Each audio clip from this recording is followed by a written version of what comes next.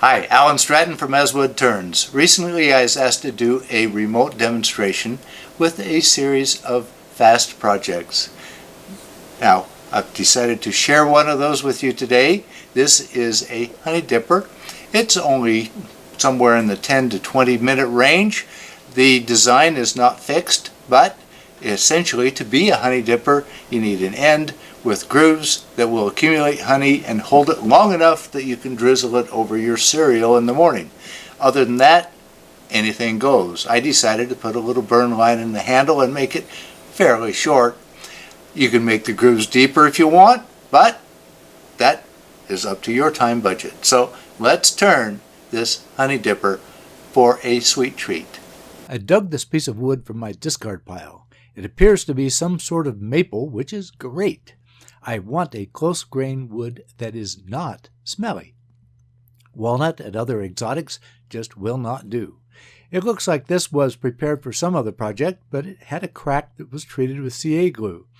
Since my target diameter is only about 1 1/4 inches, I can cut down below the problem area. So here we go, starting with a large bowl gouge. As is typical for most of my spindle projects, I need a tenon that will fit my long-nosed jaws.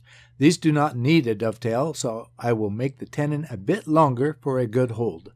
I clean up the tenon with a skew. After reversing the mount, I continue refining my surface with a skew, then round off the end, leaving enough wood to absorb the point from the live center.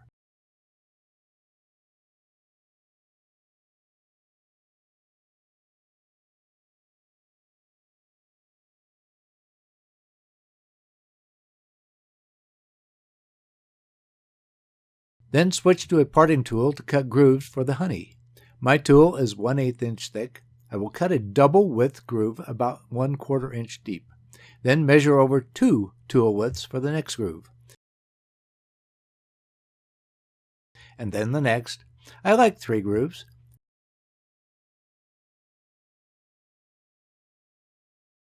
Then end the business end with a round over to match the opposite end.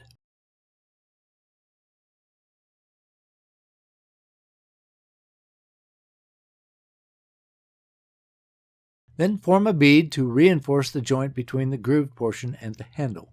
For the handle, I need room for my skew. Out comes the spindle gouge to make room. Then switch back to the skew to smooth out the handle and form the end.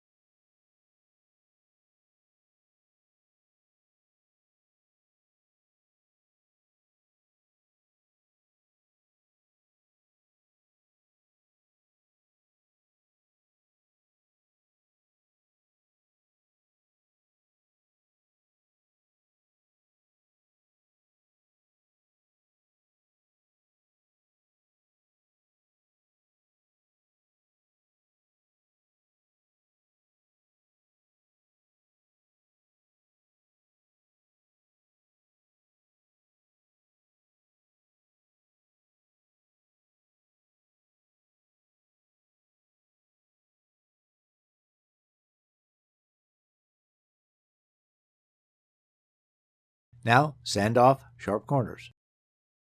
I decide to add a single burn line, marking it first with a skew, then burning it in with a wire. Incidentally, guitar wire makes great burning wire.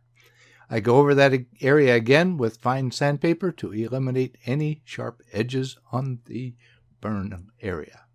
I try to part off the end nub with parting tool and skew. I should have left a longer nub because this one shatters and the dipper starts to wobble.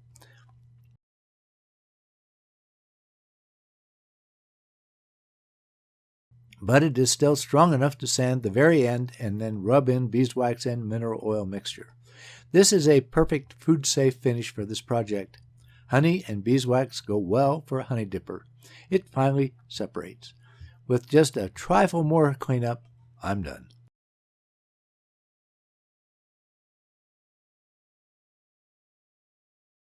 There are no fixed specifications for a honey dipper. It is a perfect quick project for a Christmas present. Maybe even dress it up more and then make it a Christmas ornament for the Ornament Challenge.